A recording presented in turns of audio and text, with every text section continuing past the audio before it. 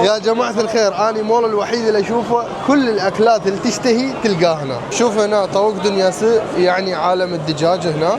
هذا الأسعار مالتهم تقريبا، الأسعار مالتهم جاي يبدأ من $6. صدقني أتراك يصرفون فلوس أكثر من كل الدول الشرق الأوسط. هنا اللي يشتهي هيجي أكلات هم موجودة هيجي أكلات. شوف الترتيب مالته شلون. نقول بسم الله بدت الوجبة يا جماعة. طبعا شافونا جاي نصور، جابوا لنا إكرامية سويق. يا جماعة الخير هذا شكل اللفة اللي تجي ويا هذا الوجبة. تعرفون يا جماعة الخير أنا حاليا بأكبر مول موجود بأنطاليا، وطلعت على الطابق الأخير مباشرة. هذا مول أنطاليا يسموها.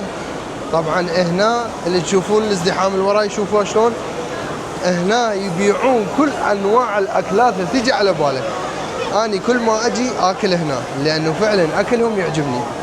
خلينا نجرب الاكلات. شوف هسه هنا يبيعون بيتزا، يعني نقدر نقول شبيهه بلحم العجين.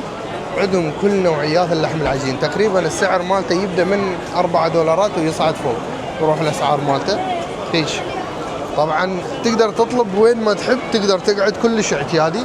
شوف هنا موجود $245 هاي النوعية البيتزا، وياه بيبسي مالته ضار بيها. الأسعار كلها قدام عينك وانت هنا. شوفوا بس الازدحام، شوفوا لي اياه. مستحيل يا عالم هذا الازدحام مستحيل تشوفه بأي مكان ثاني. شوفوا هذا نفس المحل مال بيتزا، يعني كل مطعم ما شاء الله كمية من الناس واقفين له. هنا فاست فود. اسعار الفاست فود يا جماعه الخير تقريبا من $6 يبدا ويصعد بعد فوق، يروح الاسعار مالته. بس الازدحام اللي بيها ما شاء الله. باردون قبل مين يقولون اتراك فقريات. اي يقولون صدقني اتراك يصرفون فلوس اكثر من كل الدول الشرق الاوسط فعلا. شوف وين تروح، على اي مول تروح بشرق الاوسط يجي ازدحام المول مالتهم فعلا. وهنا انا وانت غزال ايش قد دخلنا مولات بالعراق ما شفنا شيء. طابق الاكل اصلا ماكو، يعني 2-3 يبيعون فقط. فعلا هذا الازدحام يصرفون. ما يصرفون، انا برايي كل شيء ما يصرفون. لا يصرفون. وهنا من هالمكان مسوينها تقدر تخلي اطفالك بهالمكان وتروح تاكل باريحيه كلش. حتى شنو لا تلتهي وياهم وانت تاكل. بس سؤال، الاسعار الاكل من جاي نشوفها مناسبه يعني حيل، يعني زين، يعني هو شوف بنسبه يتغير، لكن دا يجي لهم بالمقابل هم فلوس. شيء حلو بتركيا تعرف شنو؟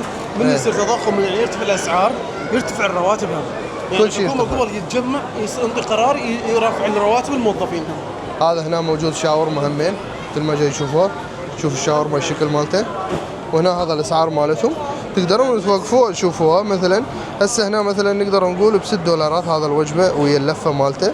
$6 اذا نضربه بالعراقي يطلع تقريبا 10,000 دينار. شوفوا هاي الاسعار مالتهم داخل المول. ثانك يو. هنا هم فاست فود. هاي الاسعار مالتهم تشوفوها شلون. هذا الوجبه تقدر تاخذها منا بها لفه هنا زنقر، وهذا كلها تقريبا ب595. يعني هيك الاسعار مالتهم هنا داخل المول. طبعا يا جماعه الخير انا اقول لكم القعده طوط يعني دجاج بالطاوه. دجاج بالطاوه يعني هذا الاسعار مالتهم شوفوا. 300 ليره تقريبا من $6 يبدا السعر. اخوان كل 100 دولار كل 100 ليره تقريبا $2. هيك صايره بالوقت الحالي الدولار مالتهم، ان فلوسهم كلش واقعه مقابل $1. فانت اعرف كل 100 ليره تقريبا $2. هسه 270 ليره يعني نقدر نقول لكم $5.5. هاي بيتزا. اسعار البيتزا تشوفون شلون، يعني $5.5 تقدر تاكل لك بيتزا. هاي الاسعار الموجوده شوفوها شلون. يا جماعه الخير انا مول الوحيد اللي اشوفه كل الاكلات اللي تشتهي تلقاه هنا. شوف هنا طوق دنيا يعني عالم الدجاج هنا. هذا الاسعار مالتهم تقريبا، الاسعار مالتهم جاي يبدا من $6 ويصعد تقريبا لحد $15. الدجاج ويا تمن كامله دا يجي كمان. الشيء الحلو ان منين ما تاخذ وين ما يعجبك تقدر تقعد، يعني ماكو. وهم على النظافه والترتيب هم يرتبوها وينظفوها. تفتهمني شلون؟ شوف هنا اسعار البرجر تقريبا هم كانت من $6. يعني تقريبا الرانج الاكل هنا بهذا المول تقريبا من $6 جاي يبدا. يعني ماكو فد سعر كلش مبالغ بيها. وتقدر تطلب مباشرة إذا عندك كارت. يا جماعة الخير أني صدقوني عفت الفلوس التركي، جاي استخدم ماستر كارد مثل ما جاي يشوفون ماستر كارد كلش مستفاد من عنده اني بشكل. كان يقولوا لي لا تستخدم الماستر كارد ياخذ غالي، بس صدقوني ماكو شغله، استخدموا ماستر كارد وين ما تروحون. استخدمتها بالسعوديه وانا مستخدمها باردن قبل ومستخدمها بغير دول همين، لكن استخدمتها بتركيا همين كلش استفادت من عنده. عايش تيدا الماستر كارد انه ما مقصر ويانا. هنا اللي يشتهي هيك اكلات هم موجوده هيك اكلات. شوفوا الترتيب مالته شلونها ما شاء الله، النظافه. شنو من الاكلات اللي تريدها تلقاها. وتعرفون بعد اتراك ترى كلش ذواقين من يسوون اكل، ما يسووها بشي بسيط، يسووها فشي كلش مرتب. هذا كلها مطاعم من طول للطول. احنا دا نحاول نشوف لكم الاسعار بشكل سريع وتشوفون شنو الاكلات موجوده، لا تقولون فقط فاست فود. شوف الوجبه هنا شلونها، وجبه كلش قويه. انواع الطنطوني شو؟ هذا الطنطوني. شوف الطنطوني هذا الاسعار مالته 350، يعني نقدر نقول 6 سؤال 350. ليش 10 دولارات؟ 350 منها 100 200 3 7 دولارات. هذا الوجبه ب7 دولارات، ومنها هذا الوجبه ب7 دولارات 7 دولارات. هنا موجود ب10 دولارات اللي هو التانتوني. تانتوني مال تركيا معروفه، لكن من تريد تاكل تانتوني كلش قويه لازم تاكلها بمدينه ميرسين، لان ميرسين كلش مشهور بتانتوني. هناك خذ الاكل مالتك ودور لك مكان، وازدحامها بشكل. شوف هنا موجود هيك شوكولاته عمين حلا. شنو هذا؟ حلا لو ميديا؟ ايه هذا سوشي وميديا مكتوب 450 تقريبا 10 دولارات. وموجود ايس كريم، شوفوا شلونها من هذه النوعيه الايس كريم 220، يعني 4 دولارات ونص نقدر نقول. حلو. الحلو ان كلها ازدحام، كلها ازدحام. سهل. اسم المطعم كلش غريب. هنا اسم المطعم دويو، يعني دويو. يشبع قويه دويو. اسعار مالته شوفها شلونها. هنا ب 390 هاي الوجبه موجوده ويا الشربت مالته، وهنا موجود 495 هذا الوجبه اللي تقريبا يطلع 10 دولارات 12 دولار تقريبا سعر هذا الوجبه. هنا هذا الوجبات موجوده، يعني هنا تقريبا ب 12 دولار اسعار الوجبه، بس تجيك الوجبه بهذا الشكل. تشوفوها شلونها كامله، يعني ويا الشربت موجود ويا كنتاكي، موجود ويا لفه، وموجود ويا زلطه، وموجود ويا بطاطا، والصوصات مالتها. وتقدر تختار الصوص اللي يعجبك، وتقدر تطلب من هالجهاز هذا بدون ما تدخل جوه. مثلا ما تريد الموظف تطلب من عنده، تطلبه من برا، تخلي الكارت مالتك. انا مثل ما سويته وياكم سعوديه جاي اسويها بتركيا، حتى نفتر كل الاكلات ونشوف شنو بيها المطاعم. طبعا هذا المول كلش يعجبني، مزدحمه وبيها حركه كلش قويه. يعني مو تقولون حركه بطابق الواحد، لا، كل الطوابق حركه بيها كلش قويه. والحلو تقريبا يعني اكو مطاعم شابهه الثاني، لكن كلهم محاصرين على الرزق مالتهم، كلها مزدحمه ما شاء الله. شوفوا، وما اقدر ننسى اكيد موجود، والبراندات اللي تريدوها هم موجوده، لكن انا مرات ما احب اصور لكم اياها لانه هاي الشركات المعروفه. برجر كينج موجود، تشوفون ازدحام على البرجر كينج شلونها. راح نطلب منها سؤال، نقدر نطلب بالكارت مالتنا مو؟ يلا نشوف نجرب. نجرب الماستر احنا. شو تقول؟ يلا نجرب. هاي نقول بعدين نشوف. يلا خلي يعطونا مجال. يا وجبه نطلبه، نشوف الوجبات لو ما يحتاج. طبعا الطلبيه مالتهم فقط من برا، يعني لازم يكون وياك كارت. تمام. احنا راح نطلب لنا وجبه منا، يا تختار سؤال. والله كيف انت اختار وجبه انا اختار وجبه. يلا انت اختار شو؟ تمام. انا ما اريد اثنينات كنتاكي اثنين، هذا هواي كل. شوف هاي لفتين ويجي ويا هذا النوعيات من والله سؤال. هاي هم حلوه. هاي هم حلوه. يجيك وياه شربت وبيبسي هم وياه، يعني كل شيء. هذا مال نفر واحد درجه اولى حسه.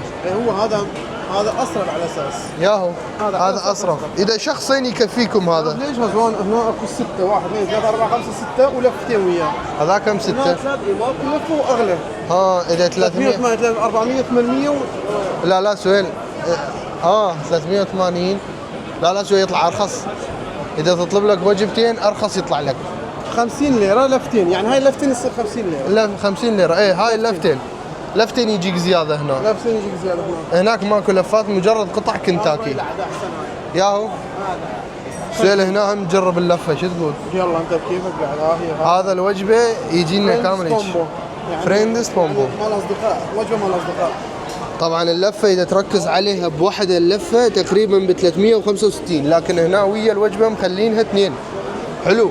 سؤال هذا اللفه احفظها. خلينا نطلب الوجبه. شو تقول؟ اطلب. عربي. موجود عربي وانجليزي. حلو. خلينا نطلبها بالعربي. خدمة المائدة. يا وجبة كانت. سؤال شنو هذول كانت؟ واحد منهم طيب كلش. هذا مال شو اسمه؟ ما شنو؟ عصير الفراولة. فراولة. يعني اليمة هذا شنو؟ هو هذا عصير مال الفراولة، هذا مال خرمز يزم يعني هذا. لا ما يفيد. اليمة شنو؟ موز. لا الليمونات. خلي اطلب واحد فراولة. انت شنو تطلب؟ وحتى المشروب طلع اختياري وياه مو؟ هذول شنو نختار؟ لا هذول مجانا وياه. والصوصات مجانا وياها. يلا اطلب صوصات همين. والله هردل طيب. وهذا الهاني ماستر اذا اكو موجود. هاني ماستر. شو اسمه؟ صوص هذول الاثنين احسن شيء غزوان. تمام. زلايط. هذا سؤال احسه طيب. ولا هاي شو اسمه بطاطا. هذول بفلوس يقول. تمام. بفلوس. هذول بفلوس. كله بفلوس. تمام. سبتي يعني شو 830 ليرة. طبعا يا جماعة الخير طلعنا على البلكونة مال المطعم وقعدنا. هاي القعدة مبردات شغالة لكن الأجواء زينة. نزلونا الشربة اللي طلبناه. اسمه سؤال ليمون طلب، وأنا طلبت مال فراولة. راح نشوفه شلون السؤال. بس خلي الليمونات مال الليمون ومال الليمونات مال الفراولة. تقريبا صرنا 5 دقائق وبعد الأكل ما جاي. لأنه ازدحام عندهم يابا. ازدحام بشكل. هنا غزوان اذا تشرب جنيه $50 شوف الغرامه بس. شوف هنا كاتبين لك ب 1700 ليره الايجاز. الغرامه انه اذا تشرب سجاره $40 تقريبا. $40 يصير فعلا. الغرامه اللي يشرب سجاير هون. سهل تجرب والله. ونقول بسم الله. بدت الوجبه يا جماعه الخير. هذا الوجبه مال نفرين بيها 3 قطع. هاي قطعه وياه 3 قطع اللي هو كنتاكي. نقدر نقول 3 أطعام. تمام. كل طعم يختلف عن الثاني. وياها لفة جاينا هيجي وبطاطا. وهنا نفسه موجود 3 قطع وكاتبين لك اسماء مالتها بهاي العلامة. تمام. هذا الاوريجينال وهذا كاجول وهذا اجو يعني حار. تمام يا جماعة الخير. وموجود وياها هيجي طرشي جايبين. هذا طرشي غريبة أول مرة أشوفه. ويا يضيفونه ويا اكلات السريعه ما يضيفون الشغلات. شوف الشكل شلون مرتبه جاي لك. هذا الصوص مالتهم يعني مسدوده كامل. تمام. كبس من الشركه. هنا 4 نوعيات جانا مجاني. طبعا هذا الوجبه كلها طلبناه ويا شربت مالتها تقريبا ب $15. تمام. $16 هيك شيء يعني يطلع 800 ليره تركيه. بس شلونها راح نذوقه واحد يا جماعة الخير. اريد افتح شو اسمه هذول يتلون.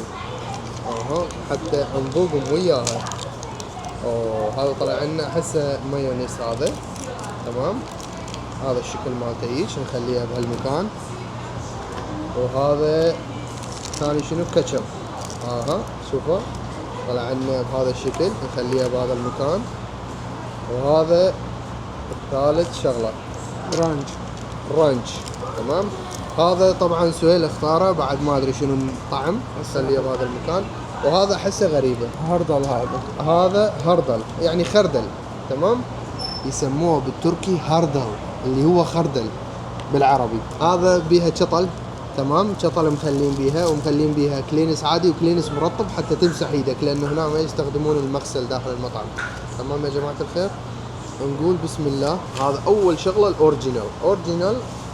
شلون راح اجربه هيك حتى نحس بالطعم. ما دام اوريجينال ما راح اضيف عليه اي شيء. صدقوني هذا الكنتاكي اني ما ماكل منه بحياتي قبل. هذا اقوى كنتاكي اكلته. شوفه شلون متفتت. هذا شكل الكنتاكي. هذا النوعيه الثانيه كاجون. تمام. لكن ما اعرف شنو من نكهه بيها. راح اخبط وياه شويه خردل. بيها طعمه ثوم شويه هذا. بس الكنتاكي صاير بشكل ماكو هيك نهائيا. كنتاكي كل الشكل قوي صاير. هاي النوعية الثالثة اللي هو النوعية أجر حار يعني. شوف مخلين عليه فلفل حار. بس هنا نضيف شوية ثومية شوية كاتشب. هذا الشكل اللي تشوفوه يا جماعة الخير على العالم الكنتاكي. وهذا الزلاطة يريد أجربه قبل سؤال. تقولي هذا الوجبة تسوى سعره يعني لو تجرب وين ما تجرب الكنتاكي بهذا السعر تعال عاتبني. هذا الكنتاكي مبدعين بيه على العالم. هذا الطرشي مالتهم قالين لي كاتشب وخاس وطوق يعني الدجاج وصمون مالتهم.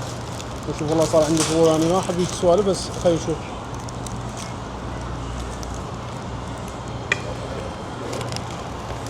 جربه كل شكله كل سعره.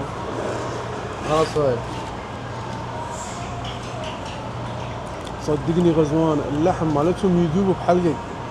يعني الدجاج قد ما مستوي يذوب بحلقك. كنتاكي بهذا الشكل انا ما شايف ابدا. طبعا شافونا جاي نصور جابوا لنا اكراميه سهيل. وين اللي يقولون لك عنصريه؟ شافونا نحكي بالعربي وجابونا اكرام. شوفوا والله عربي كنا نحكي يعني اذا تشوفوه اذا نصور بالعربي وهذا وجابوا لنا اكراميه. هذا جربوا غزوان شوفوا. راح اجربه سهيل بس شهيتني باللفه ولو قلت لك انا ما جاي احب والله اللفه. طيبه. انا شويه تارك الخبز على اساس بس راح ارجع له. هسه ارجع والله طيبه. انا بصراحه عجبني وانا اكثر شيء عجبني هاي هم. شوفوا نشوف هذا اللي جابوا لنا اياه اللي انا اكيد شيء خاص جابوا هم اكيد الصوص مالتهم. شوف برتقالي ما ادري احمر. صار عندي فضول اجرب الصوص. شوف شلون صوص كلش غريب. هاي اول مره اشوف هيك صوص.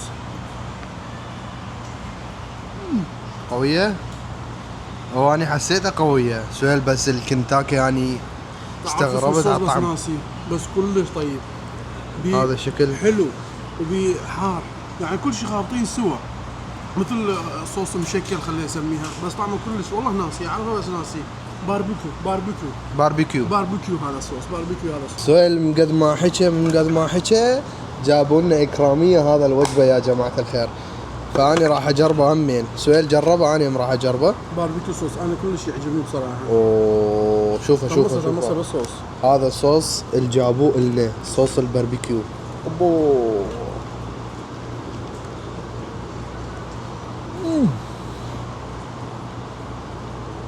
طعمه كلش غريب. باربيكيو يسمونه. ولكم الاتراك ايش جاي يسوون؟ مبدعين بالاكل ماكو شكل يا جماعه الخير. هذا شكل اللفه اللي تجي ويا هذا الوجبه. وشوفوا شلون. بس انا ايش راح اسوي بيها؟ راح اضيف فيها شويه صوص الخردل. تمام. شوفوا شلون سويتها غريبه بشكل.